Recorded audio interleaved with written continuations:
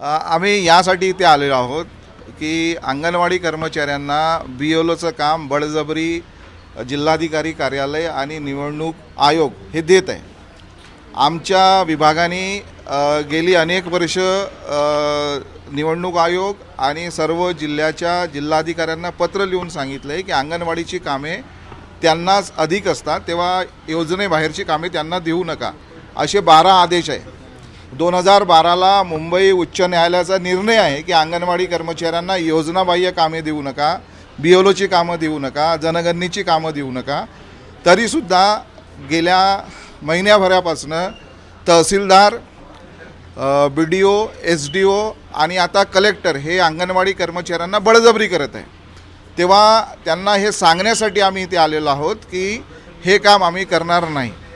महाराष्ट्राची जी आयटक कामगार संघटना आहे आणि त्याच्या अंतर्गत चालणारी महाराष्ट्र राज्य अंगणवाडी बालवाडी कर्मचारी युनियन आहे, आम्ही याचा तीव्र विरोध करतो आहे।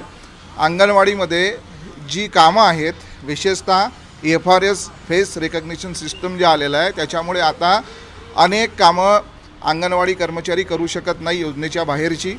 या व्यतिरिक्त त्यांना त्यांच्याच मोबाईलमध्ये सकाळपासून रात्री 12-1 वाजेपर्यंत कामं करायची असतात, तेव्हा ही कामं आगाऊ होतील हे सांगण्यासाठी आलो। कलेक्टर साहेब याच्या आधीचे होते, त्यांना आम्ही समजवलं होतं, त्यांनी सांगितलं होतं की मी हे बदलतो, पण त्यांची बदली झाली। आता नवीन कलेक्टर आलेले आहेत, त्या नवीन कलेक्टरांना आम्ही सांगू इच्छितो।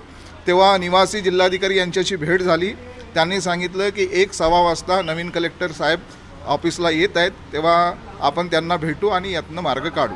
बरं, यात काही सूट किंवा मोबदला स्वरूपात आणखी काही वेगळे देण्यात आलं तर हे काम करणं शक्य आहे का अंगणवाडीचं? नाही, तुम्ही कितीही पैसे दिले तरी अंगणवाडी कर्मचारी हे काम त्यांच्या कामाव्यतिरिक्त करू शकत नाही। तुम्हाला माहीत एवढा आहे का दुसरं काम करू शकत नाही। खुद्द महिला बाल कल्याण मंत्री देशाचे अनुप कुमार नावाचे सेक्रेटरी आहेत ICDSचे, त्यांनी, त्याच्यानंतर कैलाश पगारे हे आयुक्त होते, त्यांनी पत्र काढलेली आहेत की हे काम यांना देऊ नका, तरी प्रशासन ऐकत नाही आहे, बळजबरी करत आहे। त्याचा आम्ही विरोध करतो।